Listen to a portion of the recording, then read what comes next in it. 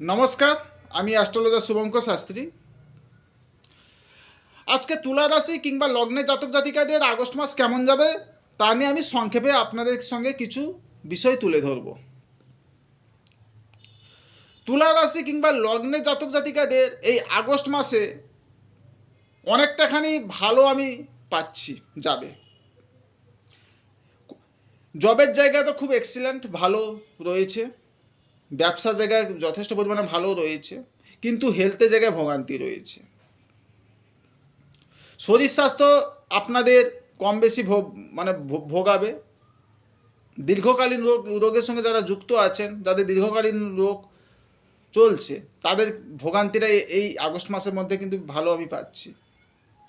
বিবাহিত জীবন যথেষ্ট পরিমাণে ভালো যাবে, ব্যবসার জন্য যথেষ্ট পরিমাণে ভালো যাবে আপনি যদি তুলা রাশি কিংবা লগ্নে জাতক জাতিকা হয়ে থাকেন। জবের জায়গায় আপনাদের যথেষ্ট পরিমাণে মান যশ খ্যাতি প্রতিষ্ঠা বাড়বে, বা প্রমোশন হওয়ার কিন্তু যোগ রয়েছে এই আগস্ট মাসের মধ্যে। তো যারা বিদেশে গিয়ে জব করতে চাইছেন, বিদেশ যাত্রার ক্ষেত্রে অত্যন্ত শুভ এই আগস্ট মাস। প্রেমের ক্ষেত্রে যথেষ্ট পরিমাণে ভালো আমি পাচ্ছি, প্রেমটা কিন্তু বিয়ের মধ্যে কনভার্ট হওয়ার একটা সম্ভাবনা পাচ্ছি।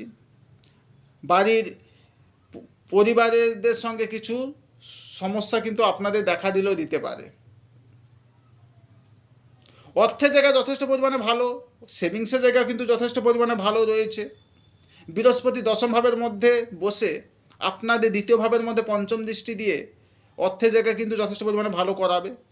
তো যারা হায়ার এডুকেশনের সঙ্গে যুক্ত রয়েছেন, এডুকেশনের জায়গা কিন্তু যথেষ্ট পরিমাণে ভালো, হায়ার এডুকেশনের কিন্তু জায়গা কিন্তু যথেষ্ট পরিমাণে ভালো।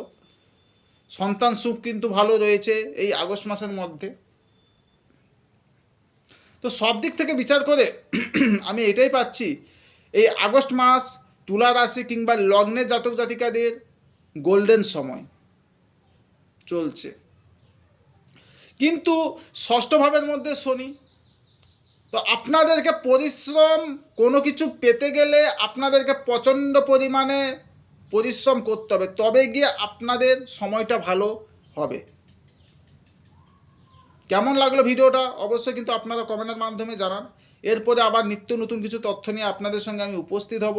এই বলে আমি আমার অনুষ্ঠান এখানে শেষ করছি। নমস্কার, ভালো থাকুন, সুস্থ থাকুন।